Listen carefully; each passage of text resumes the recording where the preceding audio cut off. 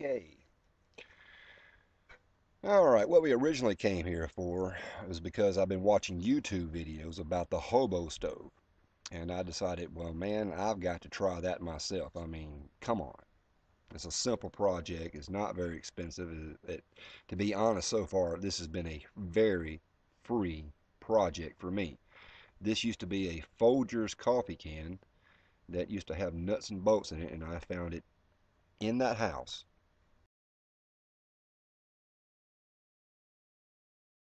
All I've done was take a pair of tin snips and cut the front out.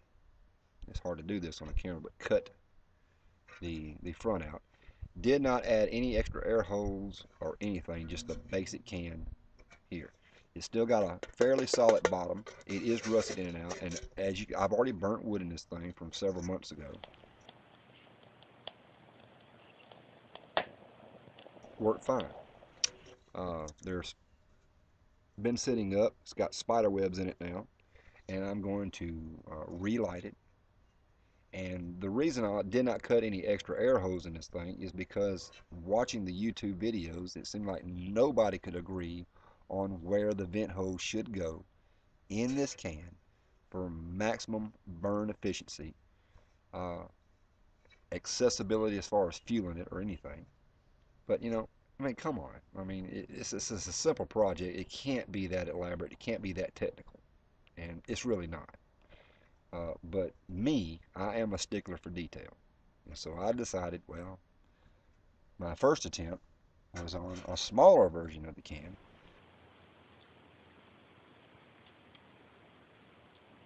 And you see, this thing is riddled with holes. I mean, everywhere. Even one YouTube video said to leave the top on because you can use it as a flap. Well, unfortunately, it worked from the side, and I did it from the top. They even say the top of the can to put the wood and stuff on to have a base, punch the holes in it, bent the ends down, what would fit inside the can, goes down inside the can, and the bottom of the can has holes also that I cut, and it sits down in there and creates an area for the wood to sit on so air can hopefully go up underneath it. I mean, I riddle this thing with holes left and right, and to be honest, I think I overhold it because I tried it this way, I tried it upside down to use this as a cooking surface. Small test, small scale test, everything worked. Uh, so to keep from having to buy a new number 10 can, I found this in the shed, decided to do my uh, preliminary test first on the small can, then upgrade to this size, and work from there. So the next video you see is going to be the fire being burnt. And I've got several shots of video where I actually burnt wood in this thing. Come on, people. You've already seen the video on how to make a hobo stove. I mean, what you're watching now is basically just me trying it myself. This is not an instructional video. This is how I do it, or how I'm learning to do it. All right? Everything's a learning process with me.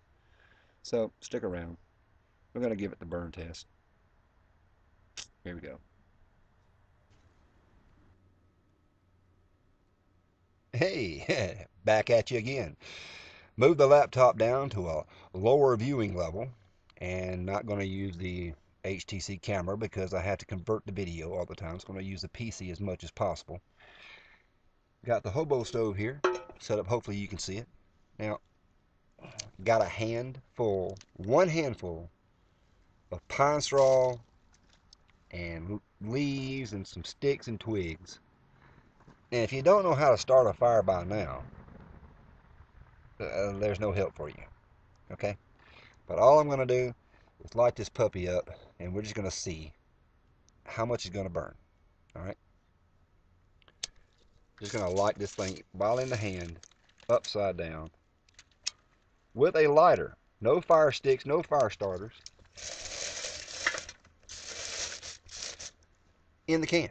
That simple. I mean, really that simple. If I get too close, I'm going to get my hair's going to catch on fire. I don't know what happens if I turn it just a little bit that way. There. Okay. Now, I'm going to let this thing flame up. Now, it produces a lot of smoke. Tilt this back a little bit. Produces quite a bit of smoke. You don't want that while you're trying to make food or cook water or boil water or whatever. But this is the starting initial burn. Got a bunch of sticks and twigs this size here. A little larger. A lot of them a little bit smaller. Once this burns down, just going to set this thing, get it to where the wood burns. And let's just see what happens. Probably going to speed the video up from time to time. Get to the burning process.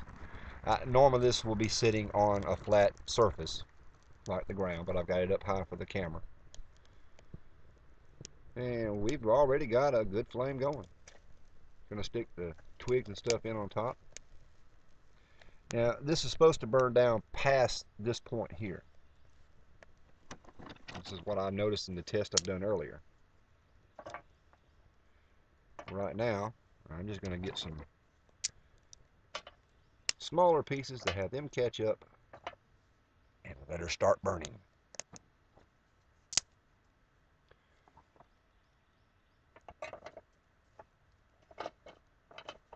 Now ideally, the pot sits up here on top. And I already know what you're about to say, that I need to actually have it elevated or either cut holes here so the flame can still get plenty of oxygen. I understand that. But I'm just doing a burn test right now with the can itself.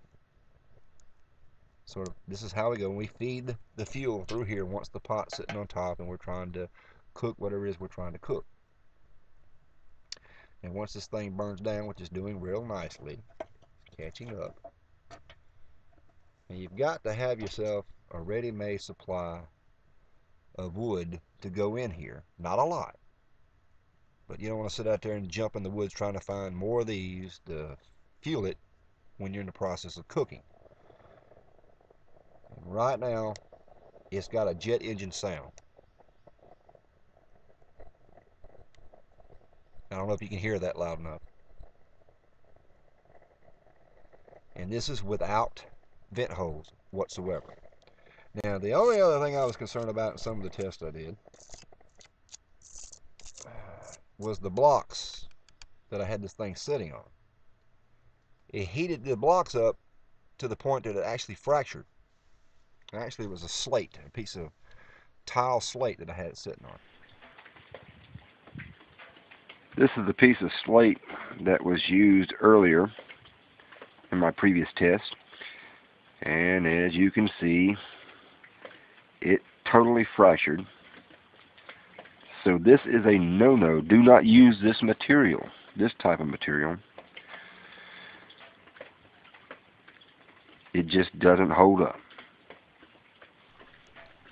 This thing gets very, very hot because it's not leveled off the ground. So that's what I'm going to work out differently next. But we're going to see what it takes to keep a fire going, how much wood it's going to take to keep the fire going. And right now, feeding it through the top is no problem. Never has been a problem. The point I'm trying to make is right now, there are no vent holes other than the access port on the can. So I'll come back to this in just a moment. No need to watch me sit here and feed a fire.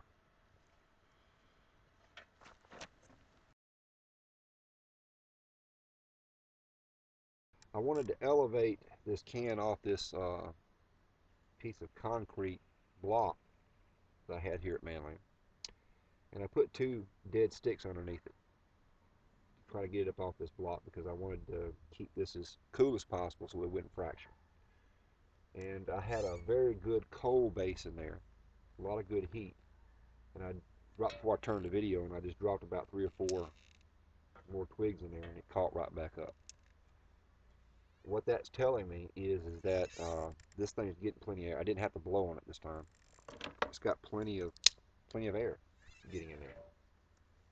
Now, what's it going to do when I add the pot on top? Is it going to smother it? Well, it possibly is. You got to have somewhere for the flame to go. I say I'm feeding it from the top because that's the easiest way to do it at this point. But couple of twigs that size there placed up under it uh, to allow air to pass between the can itself and this block. Because I know this thing gets hot. I know what it does when it gets hot. I've had this thing one time before sitting on basically a 4x4 piece of wood, burn a perfect circle right in the middle of it. It gets just that hot. But the idea is that you're able to utilize what you have around you. I don't want to make something that I got to sit there and pack all this stuff up in when I go camping or out in the woods. But if I'm stationary like here at ManLand, yeah, I can make it permanent. And I can build a brick barbecue grill out here if I wanted to. But that's not the point. I wanted something cheap, transportable, small and compact, just as effective as you could possibly make it.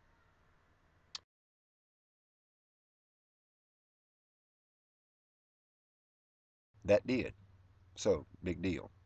Besides, I'm the one that put the labor in it. You just took the time to watch the video. Anyway, hope you leave a good comment if you would subscribe to this channel. This is the ManLand channel, and I hope that I get the ManLand channel set up.